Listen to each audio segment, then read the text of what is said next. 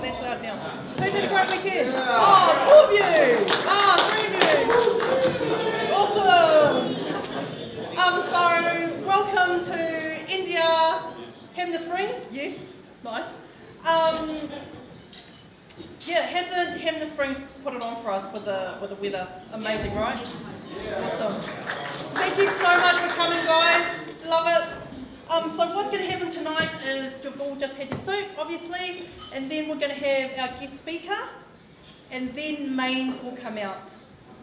And then we'll have our dessert, and then we'll do the awards. Good with that? Awesome. Sweet. Do you have a choice? No. I've got the microphone and it's working now. Okay, so let's get straight into it. I'm going to introduce someone that is synonymous with Ducati. His experience dates back to the late 60s. He's kept untold bevel and belt drive Ducati on the road with his race and road parts and engine building, and he has built motorcycles with extensive knowledge and skill both nationally in Australia and internationally. So pretty amazing.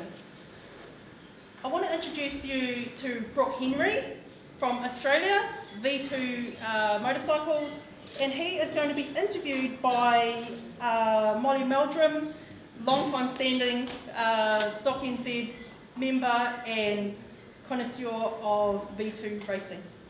Take it away.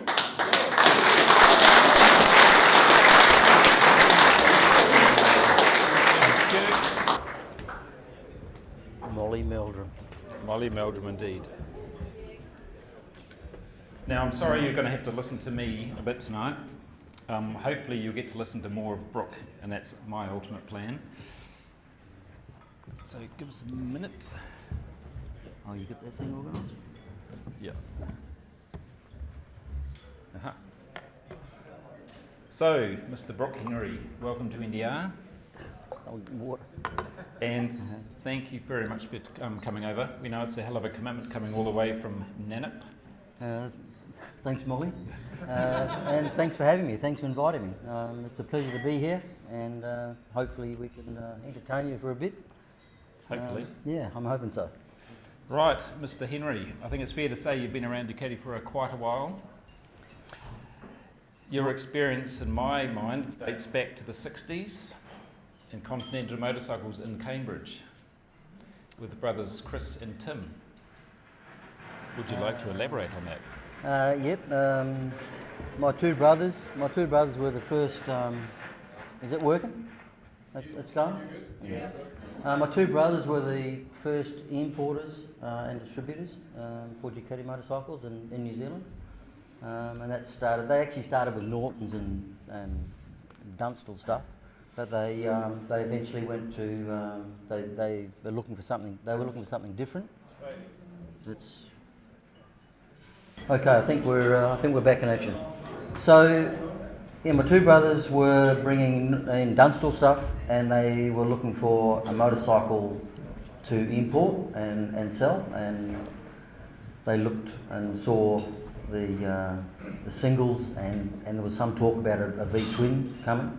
So they contacted the factory, and the long and the short of it was that they secured the importership for Ducati motorcycles.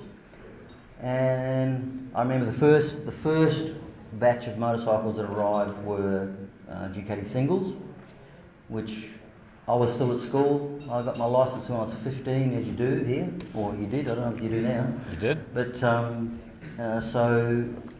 I think I was probably, 14 or so, maybe 13. And these bikes arrived, and I helped my brothers assemble them, and they all got distributed and sold, and I don't think one of them did more than 100 kilometres or 100 miles, and it blew the big end to bits. And 12 months later we were still talking to the factory about getting some new bits for them, and they'd refund money and all sorts of things. And it really didn't get much better from then on for quite some time. But and then we got V-twins, which the first lot of V-twins came with 750 GTs, and I only found out an hour ago that Jeremy over here on our table actually owns one of the first bikes that came into the country, and it was my brother's one. It was my brother's bike, but it was also our demo, and that's it there. That's Jeremy's bike, which got sold to a guy at where I did my apprenticeship, and then Jeremy bought it off him in McKinnon, which is pretty amazing, really, pretty amazing coincidence. So where was I up to? I was they started distributing Ducati motorcycles and set up dealers New Zealand wide, and then all the sports came, more GTs. I remember unpacking the 4 green trains that we bought in, which were just another motorbike at the time. Unfortunately, I didn't grab one and put it in my garage, leave it in the box. That would have been better than buying a house, but I didn't. So there you go. You better give me that. You better help the because mic. that doesn't work. So when it came to leaving school, did you want to join the business? I did. You need that. I did want to join the business, and I'd spent probably 4 years. I was 2 years before I got my licence, and 2 years after I got my licence at school, spending all my time at the workshop, and I mean that's all I did in my spare time and other time as well. But my parents wouldn't let me join the business unless I had an apprenticeship, so I went off and looked for an apprenticeship, and I found a thing called a tool making apprenticeship, and I wondered whether you made screwdrivers and spanners, but I soon discovered that wasn't the case. So I got this tool making apprenticeship in Hamilton at Plastic Products, and I was there for 5 years. I did a 10,000 hour contract, and I learned probably everything I know about engineering. I pretty well learned in those years at Plastic Products. So that apprenticeship was quite amazing. You don't see apprenticeships like that these days. They, being a New Zealand company, they never bought a thing. They manufactured everything from their injection moulders to their granulators to their blow moulders and their rotor moulders. Everything they did, they manufactured the machine to make the part, and then they made the tool to go in the machine. So we did hydraulics, we did air, we did you name it, we did it. So that set me up for pretty well anything that I wanted to do, unbeknown to me at the time, but it really set me up quite amazing. So your family were obviously complete petrol heads. So what else did we get up to? Oops, Yeah, it's a bit bent. Shop delivery bike. That's the shop delivery bike. What's going on here? Well, there's another photo. There's another photo of Jeremy's bike. That's Jeremy's bike there, and right down here. It sat in the shed for quite some time. That was the workshop. That was our workshop, and my brothers got into making aeroplanes. You can see they've got a propeller on the floor where we made a propeller for a particular plane that we built. That was a bet that I would check. That's my brother Chris testing the thrust on this plane with a Honda 100 engine in it. We bet someone a carton of beer at a Christmas party that someone said you can't make an aeroplane, that's ridiculous. And we said yes you can. And why not? Why not? So there you go.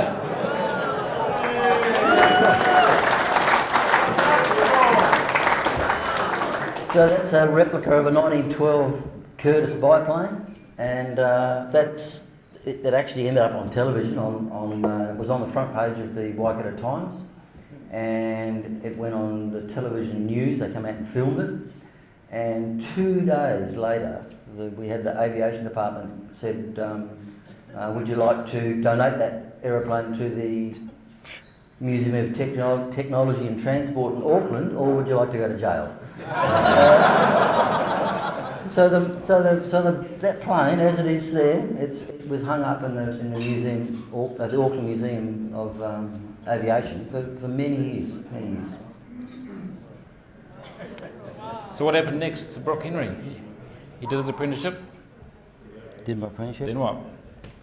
I did my apprenticeship and still spent a lot of time at the workshop. I really had two jobs. I was learning all sorts of things there, and I was using that knowledge in the business, in their business, and they were production racing motorcycles, standard motorcycles, of course, mostly. And when I finished my apprenticeship, I don't know, it was just one of those things. I think everyone at our place decided they went to Australia. So I went to Australia, and I finished my apprenticeship on a Thursday and started a new job in Australia, in Western Australia, on the Monday. And this is when I started to realise that the training that I'd had was seriously a lot better than most. And I started this toolmaking apprenticeship, and I was only there, I don't know, half a day. And I'm thinking, when are they going to start doing work, or when are they going to start doing toolmaking or whatever? And it never happened. And they, the New Zealand training and the New Zealand industry was just miles ahead of anything that I saw over the next 10 years, which is quite incredible, really. Yeah, it is awesome. So I spent a few years there in this business, and then I travelled to Europe, and because I'd had contact with the factory in New Zealand with my brothers, I went to the factory. I couldn't work there, although I tried to. I couldn't work there because of visa issues. They wanted me to work there, but there was major visa issues, so I didn't work there. But I did work in my trade as a toolmaker in London. Worked at Smith's Industries, where Donald Campbell's Bluebird was made, which I didn't even know at the time what it was, but it was there, which is pretty amazing. His open wheeler. And then I came back to Australia. I bought a lot of machinery in England, came back to Australia and basically set up, well, one other crazy thing that happened, or disappointing thing. I had a big camper van in England, and I decided I was going to go to the Isle of Man. This is 1978. I was going to go to the Isle of Man, and I rang them up, get my camper van on the boat, on the ferry. Couldn't fit it on. I said, well, I'm not going. So I didn't go. And I do regret that. a little bit. I don't know really how that happened, but believe me, it did happen. And so I only went to the Isle of Man for the first time when we released our Aylward bike 2 years ago, and that was the first time I went with his bike, with the bike that we made. But when he won that race, I could have easily been there, and I wasn't. But anyway, there you go. So I think back to you, mate. Yeah, but gutting to miss out on the 78 Isle of Man. It's probably the second most significant event in the history of Ducati. But never mind, you've made up for it since. So you came back from the UK and set up Brook Engineering. Yep, I did. I came back to Perth, dragged all my personal belongings out of storage, including a 750 Sport that I'd bought in Perth and used as a commuter, and it actually blew a big end before I went away, and I just put it into storage. I didn't worry about fixing it, and so I came back. I came back to start a business, engineering business, because that's really what I expected I was going to do. I was going to do a bit of work on bikes and stuff, but mainly my own stuff. And so I got the business going, and it was called. I started with a guy called David Webster. So it was Brook Engineering, Webster and Brook. David went into school teaching. Soon after that, he decided he didn't want to be in business.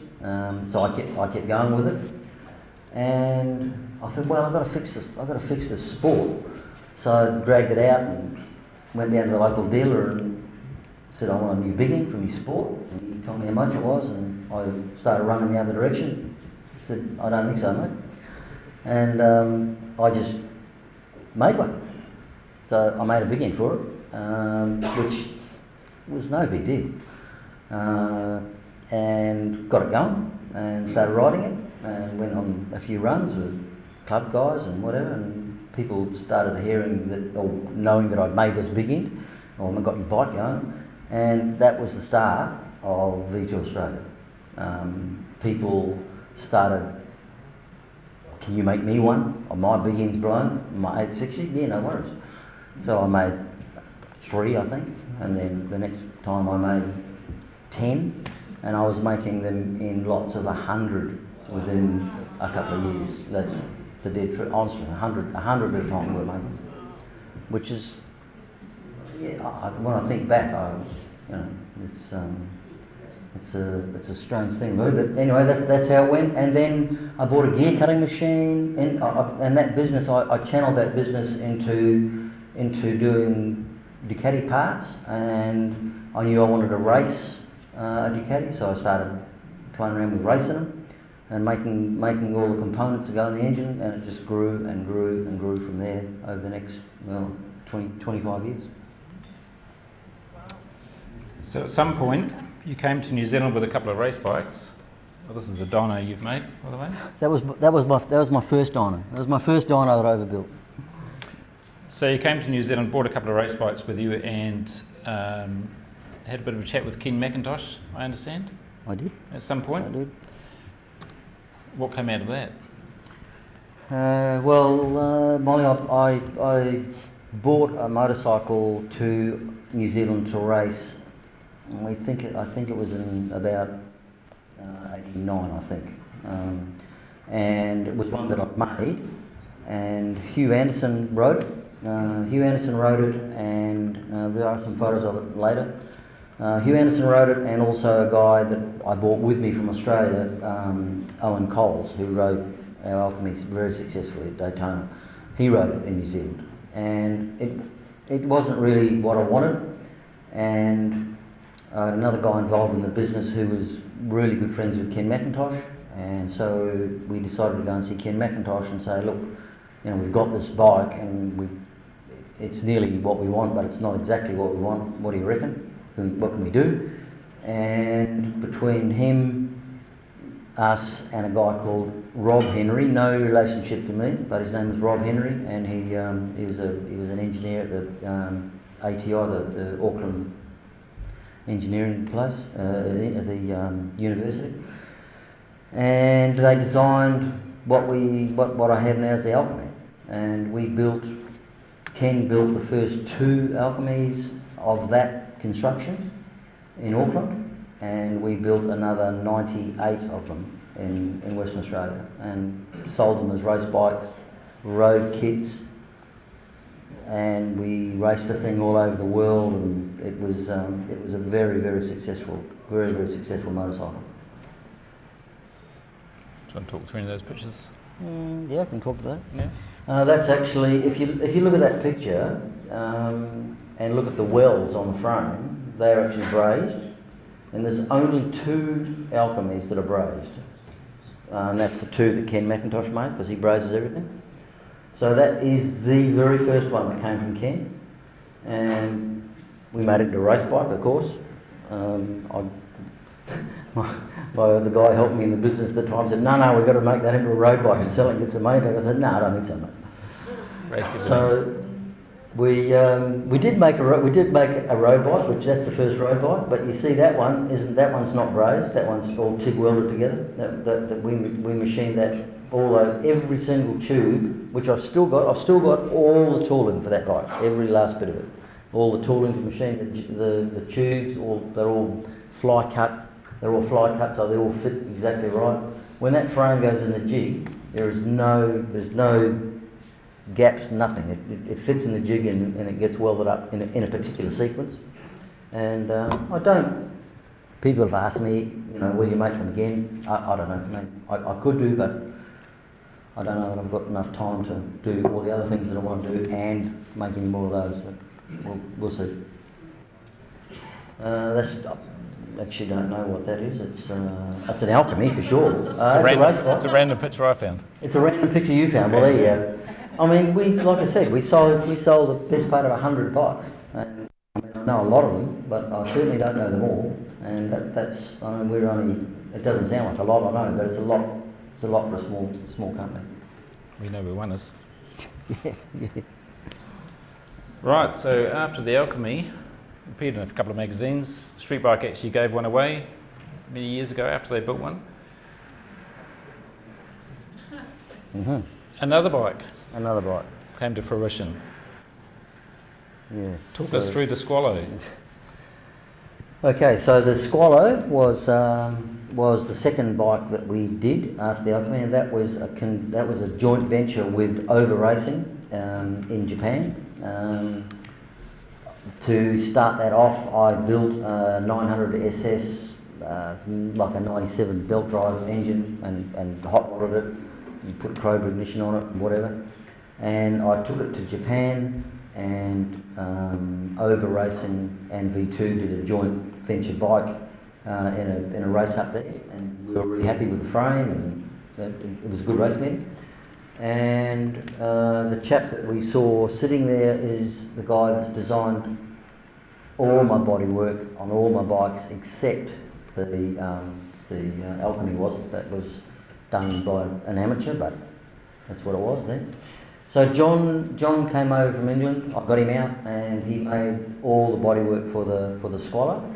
He also did another bike later on called the Super Squallow, and he basically, pretty amazing when you see those guys doing what they do, because that's what he's a professional motorcycle designer.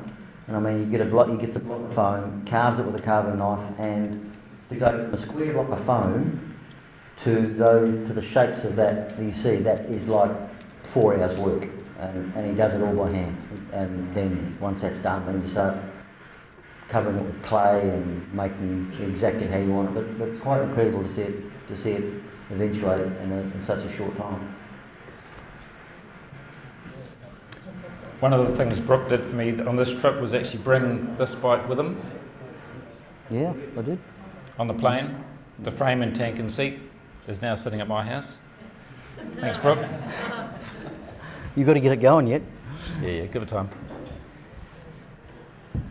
So, Squallow, Super Squallow, Super Squallow. Yeah, okay. some supercharged madness. So I sold the business to a company called ATG, which is Australian Technology, Group, and they were a company that were just a corporate mob that bought companies that they thought they could do something with, and they came along and wanted to buy it. So I said, "Yep, that's good." That was February 2005. And I stayed with them, that was part of the deal, for a couple of years. And they also owned a company called Sprintex Superchargers, which is actually a Irish company, or Scottish, either Irish or Scottish, can't remember. And that went to Australia many years ago. And these guys also owned that. And they used my machine shop. We had a lot of CNC machines, and we were producing a lot of stuff, and they needed that gear to develop their supercharger. So they bought V2, they made a supercharger kit for a V-Rod, and they made a supercharger kit for a Tesla Strata, which all those bikes that we used were 999Ss. And you know, they were typically a corporate mob that didn't understand motorcycles and definitely didn't understand Ducati and Ducati people. And there was only ever two of those made. There was only ever two made. That particular bike is right at the moment sitting in my workshop, but it actually belongs to Alan Cathcart. They gave the bike to Alan Cathcart, and it's been in my shop for some time, but it's on its way back there next week. And so I got out of the business completely and moved 3 hours south of Perth to a property that I bought, and I was doing my own thing with Ducati motorcycles, just working on my own stuff, and I worked for a winery actually. I was a maintenance manager in a winery for about 4 years, and then some things changed. So what did change, Brook? Yeah, well, You had a dream somewhere along the way? yeah. It's interesting. I think about it now, and I mean, really, you talk about a wheel turning. I mean, when I started the business, when it was Brook, the reason I started that business is because I'd spent all that time with my brothers, and I'd done this engineering or toolmaking apprenticeship with engineering, and I wanted to build my own engine, and I wanted to build it based around a round case Ducati, because I loved them so much, and they were a great engine, and basically they are a really good design from an engineering point of view. They're a brilliant design. They're narrow. Their primary balance is good and perfect. So they had some really, really good things, but the things are really complicated, and I reckoned I could make them better. So, but I never did it. The business grew so fast, and I had 25 people working for me, and CNC machines running flat out, and trying to sort out distributors and whatever. And then these guys come along and bought it. So I never ever really did it. I played around with making all sorts of stuff for my own race bikes, but I never made my own engine. And in the time that I semi-retired, I heard about someone who had been involved with the factory as a toolmaker, as a patent maker, or as a patent maker, toolmaker, and he was involved with making the original patents for the engine that Ducati used for endurance racing. And it was the last version of the bevel drive engine, and they'd fixed a heap of problems with it, and they made it for the NCR guys in their workshop to go endurance racing. And through some other coincidences, it's the engine that Hayward used in 1978 to win the Ironman. And I heard that this guy had these patents, and I thought, that's not possible. But I went and had a look, and sure enough, he had the patents. And he also had all the drawings, all the factory drawings, everything. Like, I'm talking probably 100 full-size drawings. And I thought, well, if I could get this guy to make me 5 sets of castings, I could do my engines. And so I asked him to do it, and he just looked at me and said, mate, he's an old Italian guy, and he said, no, there's no way I'm doing that, I'm too old. Why don't you buy the whole lot and do it yourself?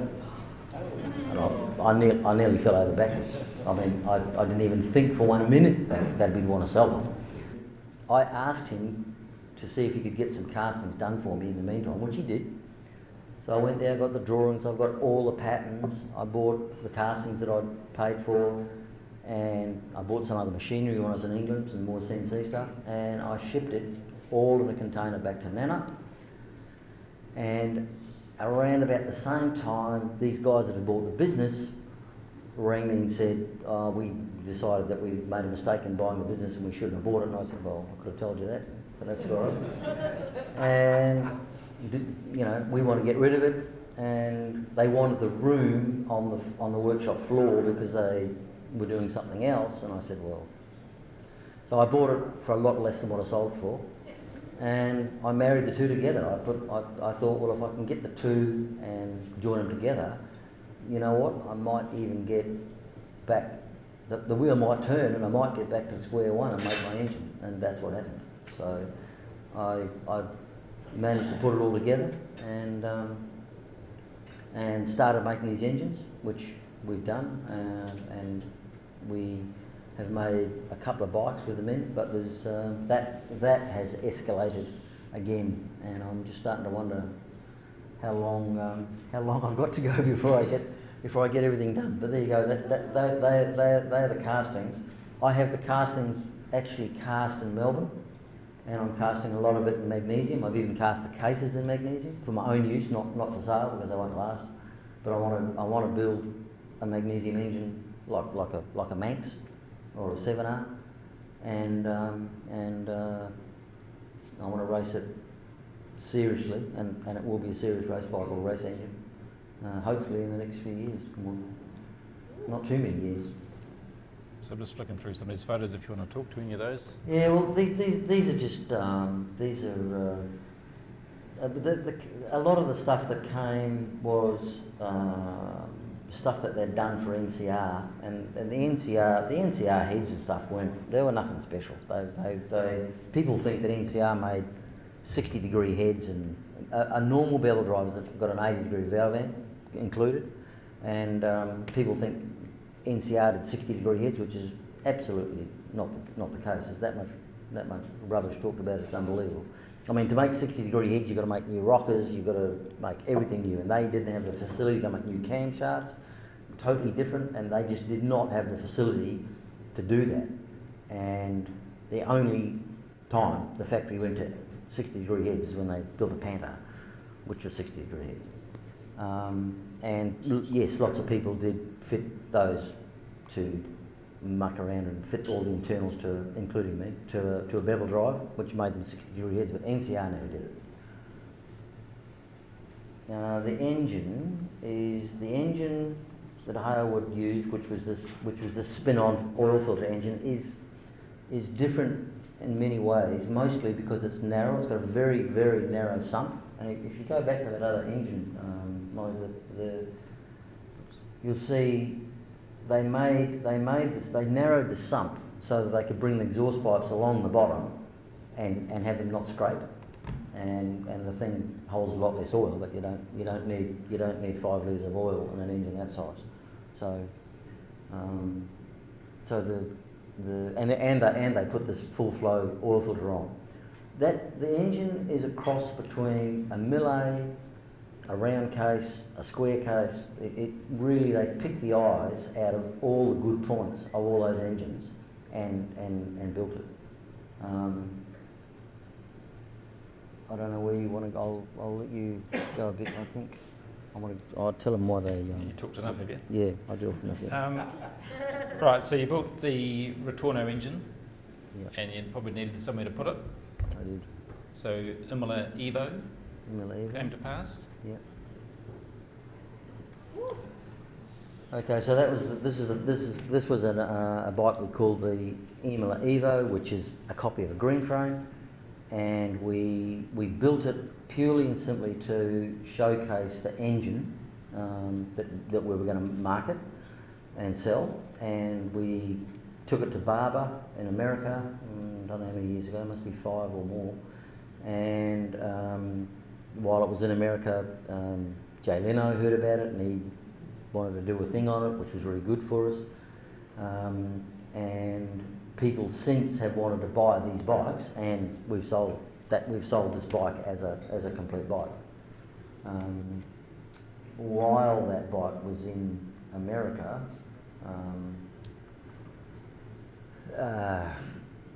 we had it on display somewhere, and we were talking about building another bike, and we thought, well, we've done the Evo with this engine. Why don't we do a Hailwood?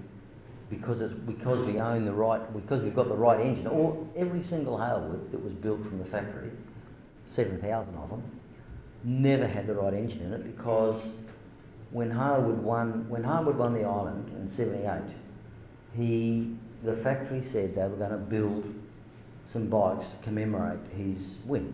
So Steve Wynn and Mike went to the factory. They were going to do 200 bikes, and they went to put it, and the engineers and NCR were really pleased because they were going to see this engine go into production, because it never was in production. They'd only made like 20 engines out of the patents, and they hadn't made production patents. But now that they were going to make the bike, they thought that they were going to do it. Unfortunately, the guy, the bean counters at the factory said, no. We're not making no new patents. We've got this other engine on the drawing board, and if you want to make a hardwood, you're going to stick that square case in there, and that's it. That's what you get. So this engine never went to production, which is why the patents laid dormant for so long, and the guy that worked on the patents retired, but he knew they were there, and he actually went and got them and made one engine, which a friend of mine happened to see, and that's how I discovered them. So yeah, there you go. So this is just a dump off YouTube of an interview with Jay Leno. It's probably worth dialing up and having a look at. It's a little bit cringeworthy, if I can say, because Jay Leno's understanding of desmodromics leaves a lot to be desired. But he's very passionate, so we'll give him that. So next on the agenda was The your next Hayward bike. my Hayward bike. So, getting back to what I was saying before, we thought after this Evo that we'd do like an Evo Hayward. We had the right engine. No one has ever built a Hayward with the right engine in it. We got it. Let's do it, and we'll make it upside down forks and blah blah blah. And I wasn't sure about it because it was a lot of work, and I knew how much work the Evo was, and I don't know, you guys may have heard of Miguel Galuzzi, who was the designer of the Monster. He's designed the Monster, and a friend of mine knows him very well, and he lives in California. And we were out with Miguel one night, and I told him about the moles that I had and the bike that I built and everything else, and he said, you know, Brook, I wouldn't be building a new version of the Hayward. You own the original engine. Never has there been one built. Why don't you build 12 or a low volume number of the exact bike when it was as it was raced, because that bike's been chopped and cut and isn't the same anymore. And he said that would be the best thing you could do. It's coming up to the 40th anniversary. You could release it at the Old Man, and you'd only build 12 bikes. They'd be race bikes and much easier to do. So that's what we did. So we are in the midst of building 12 exact replicas of Hayward's bike, of which some are sold. They are expensive, but they're all handmade, and they are exact replicas of Hayward. And the research it took me over 18 months to research exactly what the bike was. We call it the checkered flag bike because it is identical to the bike that crossed the checkered flag. And I mean, the bike that is the original bike, which is in America, I mean, it's been through several owners, it's lived in different countries, it's been crashed and burnt and rolled and rebuilt, and so it really is not like it was when it crossed the checkered flag, got the checkered flag in 78. But that was our aim, was to make a true original looking bike. And because the engine was coming out of the same patterns, it wasn't really a replica. I mean, the frame was, but we made the bodywork, we had to make everything. So that's what we've done, and I've become, you know, the bike, the project was licensed by the Hayward Foundation. I spent a lot of time with Pauline and David Hayward organising all that, and they came to the island when we released it, and I got to know Pauline quite well, and yeah, so if you want to order one, you can come and see me after that. Deposits taken? They're £100,000, which is about 240,000 New Zealand. Yeah. Any orders? No orders. Taking deposits? Go through the race bikes with the other thing, race bikes? Race bikes. Different race bikes. So we'll just quickly go through some of Brook's race bikes. So this is the early days of Brook. Yeah. Okay. So that's actually the first race bike that I built. You will see the. I chopped the side of the engine off because I didn't want the bevels because they weighed too much. So I chopped that off and converted it to belts. But the belts drive straight off the crankshaft, not through a shaft like Ducati do, which is, I believe, how it should be done. That was the bike that Hugh. I think that's the bike Hugh Anderson rode. That's the belt drive bevel engine. That's Hugh Anderson's bike. That was putting it together. That was putting it together for Hugh Anderson to ride in Australia. See, it's got Hamilton Motorcycle Centre on it. That's actually Owen on it, but we were sponsored by Hamilton Motorcycle Centre.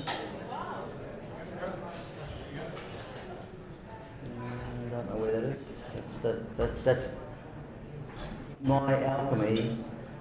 Always ran that belt drive engine. Always. I've still got it. I've still got that bike.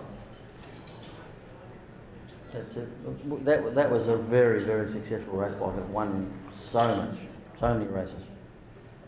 Round, like worldwide. Huge event.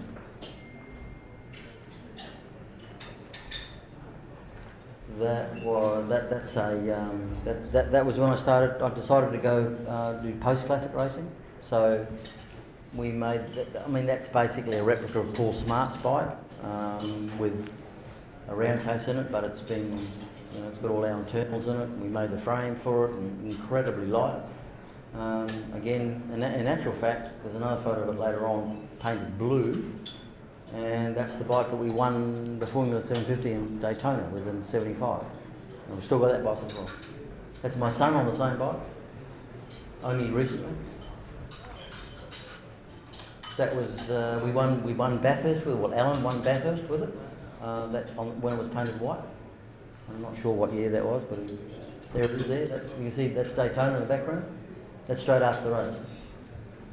But that's the only Ducati to ever win that race, still today. That's when it came in after it won the race. That's Cathcart on. That's me on the side. It's a pretty amazing day that was. This is Alan Cathcart's green frame, and we took it to the 40th anniversary of Paul Smart's win at Imola, and he rode that at Imola, and I went because I'd looked after it for so many years. I went there to look after it for him. Same bike, and Paul and me at Phillip Island a couple of years ago. That's back in Imola with Paul. Bimota, we did a joint venture with Bimota, and I supplied the engine, they supplied the frame. We ran that at Daytona. We actually won the World Bears with that bike. It's a DB2, is that? Yeah. Yeah, DB2. That's Daytona. Daytona was a DB2.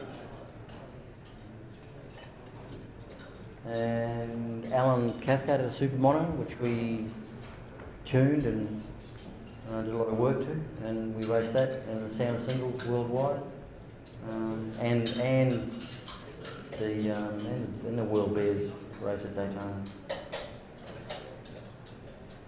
These are just some restorations that I've done in Nannup. Like I do restorations for a living, I guess. That bike was a GT. That started life as a GT. I made that that was an old GT that I made into a green frame replica for a guy. The GT that I just restored. Dharma. That's my son in my workshop in Nannup. My son owns the Australian Superbike team currently.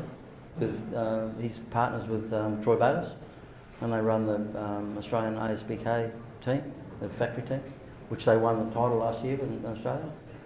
And that was him working on Jonesy's bike, who won it last year. So that bike would be 2 years old.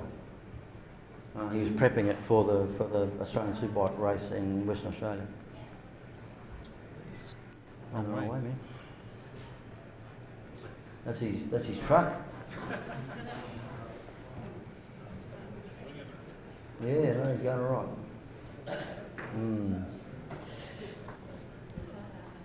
right. Yeah, well, what's next? I'm not sure, really. There's, I don't know, some of you guys may have heard that there's noise being made. In fact, it's been announced that Eric Bana is making a Halewood movie. And Pauline's known about it a little bit longer than most people, because she was, they approached Pauline to do it. She actually knew about it when we went to the Isle of Man and released the bike like 2 years ago, but she wasn't allowed to say anything. But she told me roughly 12 months ago, and so we have been sort of watching what's going on, and they only released it, made it public about 2 weeks ago, that they are doing it. And they do want to use the replicas that we're making, and so I'm not quite sure where that's going to go, but it'll can't be bad for the bike, and it can't be bad for V2, and I'm really looking forward to it. So we'll be doing that. They're going to. The Isle of Man board have announced it last weekend that it's happening, and I'm not sure when they're going to do the filming, but you know, those films aren't something that happen overnight, so it'll be in the next couple of years, I would imagine, before it actually sees light of day. But it is happening, and yeah, they'll be using the bikes that we built, which is good, very good. Mm.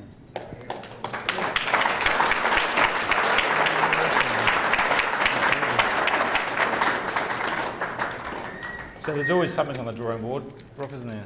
Eh? Let's face Oh it. yeah, So there must be something. There is other bikes. In the wind. Yeah. Well, because one of the first bikes that I actually owned personally was a sport. I really like sports, and I reckon that at some stage, even if it's only ever one, I need to build a sport with the Rotorno engine in it. And so I talked to John Keogh, the guy that does my bikes, and said that's what I want to do. And he sent me a drawing only a week ago, and I'm not sure whether that's what it'll look like, but it's going to go close to that. And I'm not sure how many I'm going to build. I'm not sure when, but I think there will be at least one. So, is there any questions for Brook? Oh. I've got one. You would. Yeah, Chris wants a sport over there. Have you ever thought of building a supermono engine, as so many other people are? I'm asking for a friend. Well, no, I haven't. The Supermine engine is a really neat engine, but what I've discovered is that if I keep going off on tangents at my age, I will never get anything finished. And I reckon I've got a few tangents that I need to pull in. So I probably won't build a Supermono engine because I just don't have time. I just don't have time, Molly. So that's a maybe. That's a probably. So, any questions for Brook before our dinner comes out? Don't be shy. Yeah, be sure. Mara, you always ask a question.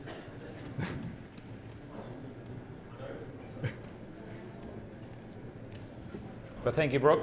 Thanks for coming all this way. Thanks for sharing your thoughts, your history. It's been awesome. Thank you very much. Thank you. No, thank you. Amazing. Thank you so much, Brook, for coming all this way, and love hearing your story, and can't wait to see what's next. My pleasure. Amazing. Thank you so much. Okay.